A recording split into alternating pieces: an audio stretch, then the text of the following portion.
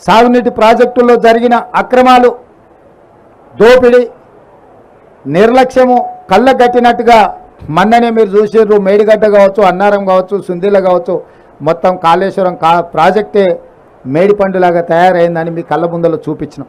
కృష్ణానది జలాల దోపిడీ కళ్ళు మూసుకొని కేసీఆర్ ఫామ్ హౌస్లో ఉండడం వల్ల ఆంధ్రప్రదేశ్కు సంబంధించిన ముఖ్యమంత్రి గారు, ఆ రాష్ట్రము అధికారికంగానే అన్ని తరలించకపోతుంటే ఆనాడు నిర్లక్ష్యం వహించారు. ఆ విషయంలో కూడా ఉత్తమ్ కుమార్ రెడ్డి గారు శాసనసభలో అన్ని వివరాలను బయటపెట్టారు. రాష్ట్రం అప్పుల పాలైంది, 7 లక్షల కోట్ల రూపాయల అప్పులు తీసుకొచ్చి రాష్ట్రాన్ని మొత్తం దివాలా వేయించండి. అదేవిధంగా విద్యుత్ విషయంలో కూడా జరిగిన దోపిడీని, చేసిన తప్పులను ఉప ముఖ్యమంత్రి గారు బట్టి విక్రమార్క గారు కూడా ప్రజలందరికీ వివరించే ప్రయత్నం చేసింది.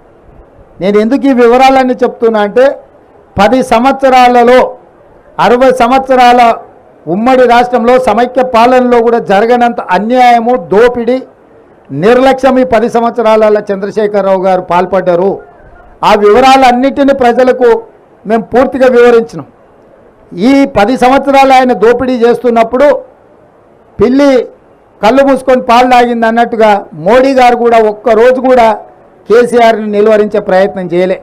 ఈరోజు బీజేపీ వాళ్ళు అంటున్నారు మాకు సిబిఐకి మేము తెలుస్తామని. 10 సంవత్సరాలు మీరే ఉన్నారు కదా, సిబిఐ మీదే, ఈడీ మీదే, ఇన్కమ్ ట్యాక్స్ మీదే. సింగిల్ కేసు అయినా కేసీఆర్ కుటుంబానికి వ్యతిరేకంగా మీరు ఎఫ్ఐఆర్ చేసిందా? ఒక్క రూపాయి అవినీతి మీదైనా మీరేమన్నా విచారణ చేపట్టిందా?